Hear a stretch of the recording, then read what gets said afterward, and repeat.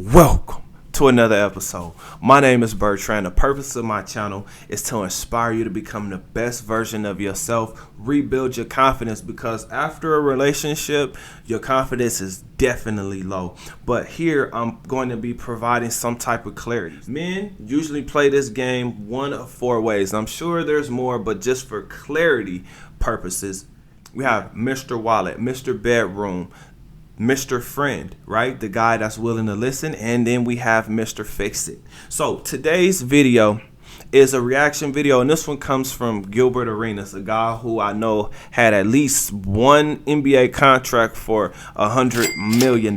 So I believe he still should have some of that money, but who knows? He did go through a divorce. Today's reaction video is of Gilbert Arenas, and he's answering the question as to why he's not married. I think the person asking him this question doesn't realize that he was married before and that he was a $100 million athlete. But let's go ahead and check him out. Before we do that, I gotta ask you guys, business or romance? Let's check him out. I want to get married for Oh my gosh. Now this sounds like he realized that romance was a scam and he got caught doing business, right? He ended up having to do business with his ex-wife. So he's actually letting you know what his new life is like. Now the funny thing is, his complaints sound like mine, sound like the majority of men. To pay a prostitute so she leaves when we're done, rather than sit here and put a bunch of money into a chick and then taking her out for nice dinners, buying her shit, and you get the same result in the end anyways. You're still paying for pussy.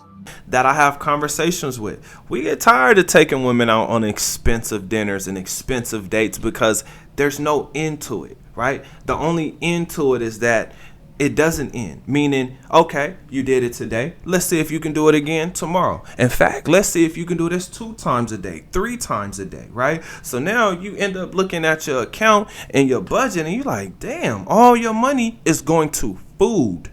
Expensive food that's probably not even being eaten. On top of that, there's a badass attitude that comes with it. I don't think just being a good man is enough. Where, just like he said, the woman will pretend as if this was a lifestyle that she was living before you. Or she's walking around acting like she purchased that $450,000 watch that she has on her wrist, or that $150,000 necklace that she has around her neck. Now, I'm not hating on any man that chooses to play this game through his wallet, but what I'm saying is other men are starting to notice that costs $150,000. That's $450,000. What do you do for a living? My boy, you gotta get a booster seat. Give him the booster seat. How are you making money? Because I need to know, because if that's what you're doing, you should be taking me out, or we should be taking each other out, right? And I'm not talking about 50-50. I'm talking about we should be able to exchange pleasantries, meaning, okay, if I take you out tonight, you should be able to take me out in the morning, or you should be able to take me out tomorrow if you got it, because otherwise we're wasting time. Another thing that rich men know is how much things cost. Women have the ability to change a man into an asshole, a straight up asshole. Now, in most cases, the men are already assholes, but there are certain women who can make that man a gentleman, right? She can make him really chivalrous, right? But it's gonna come through a great personality and her just being a phenomenal woman, not a woman who has a up personality and a bad attitude. That's usually gonna take you in the opposite direction. So men who have money, or let me say it this way, men who are used to getting women can spot when a woman is trying to run game on them. Fuck you, because I'm dating, I'm single, and I don't give a fuck if you're fat, if you're ugly, whatever. I fall in love with money. You give me money, I just love you, puppy. Right? Because the majority of women, they're looking at the majority of men as lames. Now, if you're a lame, you are going to fall for the same trick over and over again. Like, either I'm a fuck yes or I'm a fuck no. Like, if you're not sure about me, leave me alone. If you're a man who's used to having women, you're going to peep game. Kind of like Gilbert Arenas just did. In fact, like he said, isn't it better to be able to give her a certain amount, get what you want, and then send her on her way? Because if not, like Gilbert Arenas said, you're going to end up buying a house, cars, clothes, expensive dinners, right? It's going to add up to way more. And that woman is still going to be looking to level up from you and your lifestyle. And there's usually a man who has that type of money, but he ain't offering for her to come and be his wife or his queen. She might just get to be a side piece. But guess what?